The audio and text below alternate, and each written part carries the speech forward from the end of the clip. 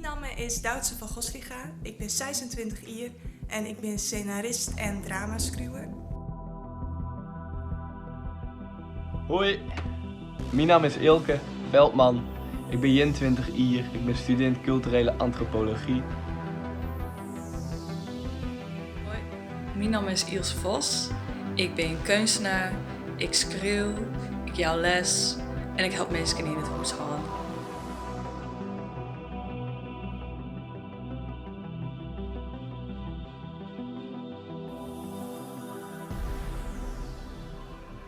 Hoi Duitsen. Dat zei dus in die introductie dat je scenario's schreeuwt en dwaande bist mijn theater. Ik vraag me dan al, wat vies er zo mooi aan theater? Voor mij is kunst een hele mooie manier om een boodschap te communiceren naar een publiek daar. Dus op een manier waarin het net een direct beterang is met het publiek, maar de kan wel iets oerbrengen. En iedereen kent vaak, ik weer orenliedse dingetjes uithalen en dat vind ik heel mooi. Mooi. En daar bist ik dwaande mij het schreeuwen van Fries theater. Hoe best daar zo bekend? Eigenlijk van mijn afstuderen aan de HKU. Wij moesten toen een eindproduct meidje. En dat was iets heel persoonlijks. En toen ik daarover ging nadenken, en toen dacht ik, nou, het meest persoonlijke wat ik kind wan is een stuk in het Fries schreeuwen, omdat dat toch in mijn taal is. Toen ben ik daar mee begonnen. Oké.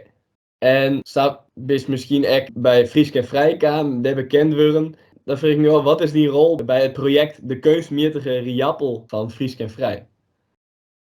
Ja, ik ben bezig geweest met de werkwinkels die we op basisschool hebben dienen. We hebben nou eentje dienen. Daarmee hebben we een kwart theaterstuk maken met band aan de hand van wat zij vinden van de Jerappel. Daarbij heb ik geholpen. Ik zal een rol spelen bij het stuk theater wat 9 december plak vindt. 9 december bij het jubileum van het 80-jarig bestaan van Friesk en Vrij. Mooi. Ja. Dan bist dus mij de Riappel dwaande west samen met Bijen. Wat is de inspiratie die je zelfs uit die Riappel hebt? Nou, wat ik wel mooi vind aan de Jerappel is dat het een beetje een symbool is van bestrijden van honger in de wereld. Omdat het zo'n basisbehoefte eigenlijk is. Het zit haast oero in. Het is een heel gezond product. Dus ik vind het wel mooi dat het daarin heel erg de basis is van wat mensen nodig hebben. Dus dat vind ik ergens wel inspirerend, de maatschappelijke aspecten. Ja, dan staat de Riappel dus centraal voor iets volle grutters. Ja. Mooi. Nou, welkom Elke Veldman. Dostudeert antropologie en ik wilde naar hoe dat combineert met Friese taal. Dat ga ik op een hele concrete manier combineerd. In mijn studie ken ik namelijk een minor dwan. In die rondte heb ik een minor Friese taal en cultuur dien. Dus toen ben ik heel concreet bezig geweest met het goed leren schreeuwen van het Fries. En toen ga ik nijtocht over de positie van het Fries in Nederland en Europa als liedse taal. En daarnaast ga je, als je antropologie studeren, echt altijd reflecteren op wat je zelf bijkomen. Dus op die manier heb ik wel nijtocht van, ja, wat had het Fries voor mij budgetten en wat budget het nog heel tijd voor mij. Ja, en op deze manier bist ik bij het Fries schreeuwen kwam, toch? Of? Ja, ik schreeuw wel al eerder in het Fries, maar ik ben echt begonnen met een soort Fries schreeuwen tijdens corona. Toen ik kreeg verhuizen weer naar Utrecht en ik Friesland eens een beetje miste. Terug in het Fries te schreeuwen, hoe ik eigenlijk een beetje de heimwee van mijn oor schreeuwen. Dat vind ik wel een hele mooie eigenlijk, ja. Samen is ik bij het project kwam. Wat is die rol in het project? Ja. Mijn rol in het project? Ik ben benammen dwaande mij de bondel oer de Riappel. We gaan verzameld werkmeidjes van allerlei gedichten oer de Riappel in verschillende talen en streektalen. Ik zit dan in de kaartcommissie, maar daarnaast ben ik zelfs ook dwaande mij het schreeuwen van gedichten oer de Riappel. Ja, want wat voor inspiratie helst u uit het project?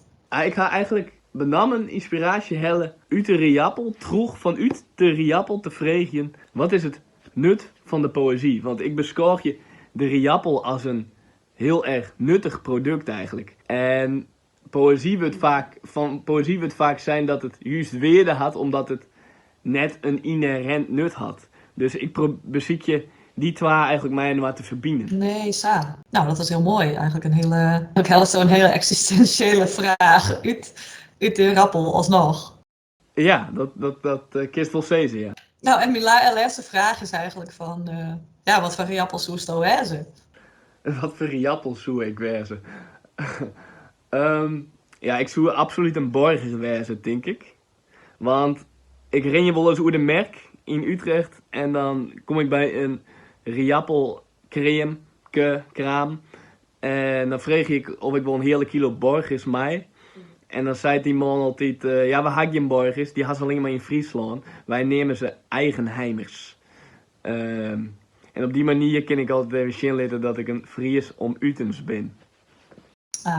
Zo, en nu komen we bij die, nou ja, nu ben we eigenlijk weer rond bij het begin, bij de antropologie, hoe is dat zelfs was iets, dat in je rappel zelfs kan laten zien West-Bijkomst. Precies. Nou, mooi. Bedankt voor die antwoorden. En, Krijg die en Ilse. jo. Hi Ilse. Hoi. Ik vraag me af, waarom toch zo... Ja, ik wil meedoen aan een project over de Jerappel. Omdat de Jerappel me heel erg op een rare manier prikkelde. Omdat ik eerst dacht van, hoe kan ik daar hoe schreeuwen? Ik schreeuw nooit over dat soort dingen. Maar dat maakte me ook heel erg nieuwsgierig. Dus vandaar dat ik eigenlijk had zijn van, nou ja, let het aan. En wat is die rol precies in het project? Ik heb meerdere rollen. Ik doe onder andere de workshops, poëzie, voor de rappel op basisscholen. Om de band te prikkelen om de rappel te schreeuwen. En daarnaast maak ik het videomateriaal, de filmpjes. En in die workshops dan vregen ze de band om inspiratie te halen uit een Jerappel. Maar waar hellen ze als schreeuwer, als makker in inspiratie uit?